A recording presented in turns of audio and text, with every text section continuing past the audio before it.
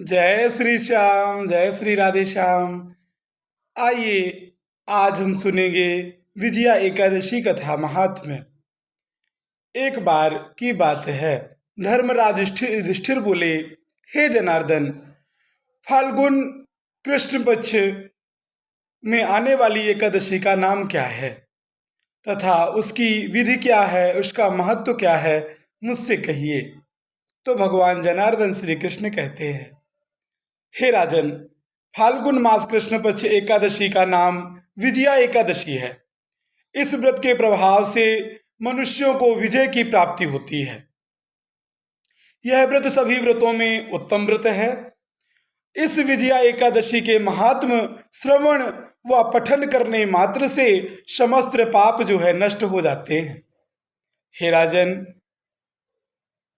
एकादशी, इस विजया एकादशी के महात्म को कहता हूँ। एक समय देवर्षि नारद जी लोगों के कल्याण की कामना से जो है विविध लोकों में भ्रमण करते हुए जगत पिता ब्रह्मा जी के पास पहुँचे और उनसे जाकर कहा, हे प्रभु, मुझे फाल्गुन कृष्ण एकादशी का महात्म बतलाइए।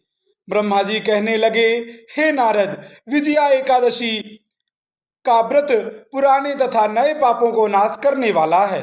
इस विजया एकादशी की विधि मैंने आज तक किसी से भी नहीं कही, अतएव आज मैं तुमसे कहता हूँ। इस विजया एकादशी की विधि यह समस्त मानव समाज के कल्याण और विजय प्रदान करने के लिए है।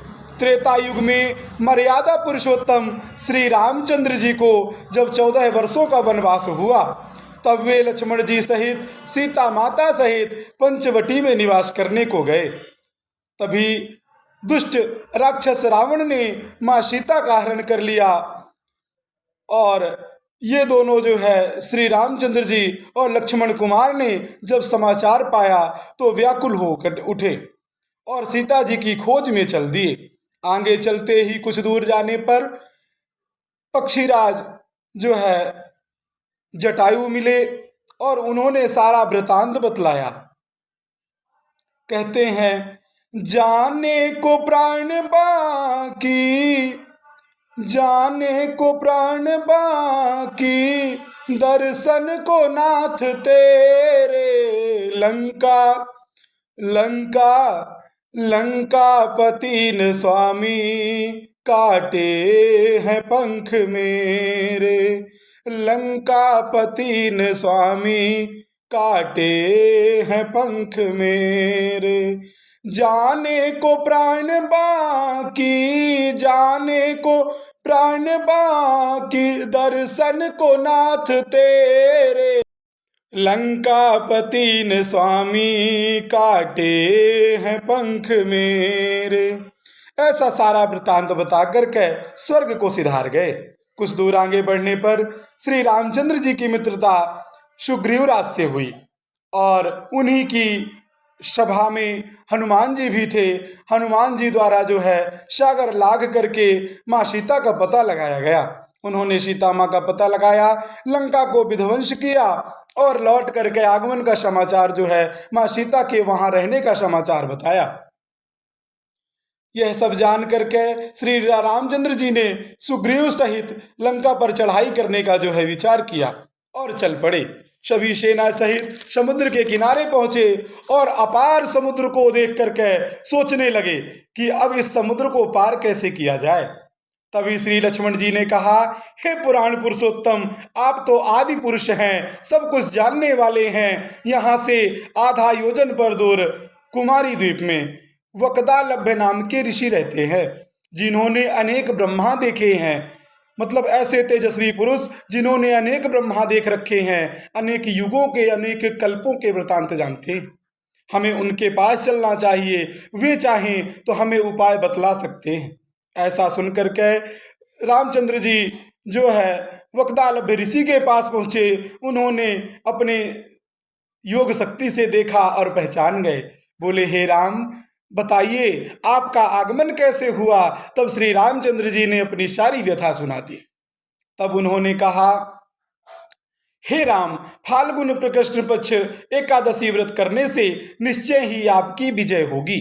साथ ही आप समुद्र भी अवश्य पार कर लेंगे, इसमें कोई जो है संशय नहीं है। इसका कोई न कोई रास्ता अवश्य निकले। जब बोले वक्त ऋषि जी कि इनका कोई न कोई रास्ता जरूर निकलेगा, इस व्रत की विधि बतलाएं प्रभुवर, ऐसा श्री रामचंद्र जी ने कहा।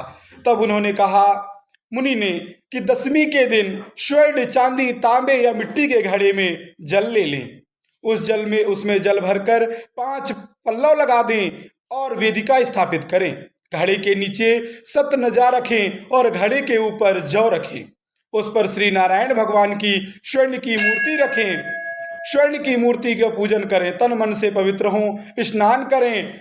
एकादशी के दिन जो है पंचोपचार पूजन करें और पूजन करने के पश्चात पूरा दिन उस घड़े के सामने ही बिताएं।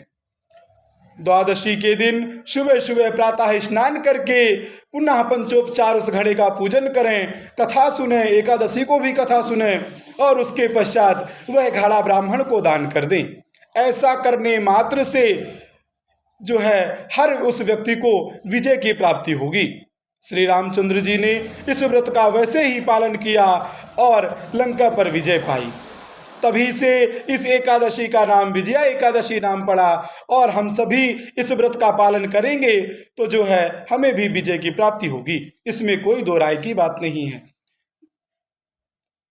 कहते हैं जो भी इस व्रत कथा को एक बार सुनता है उसे वाजपेयी यज्ञ के बराबर फल प्राप्त होता है। जय श्री श्याम, जय श्री राधे श्याम।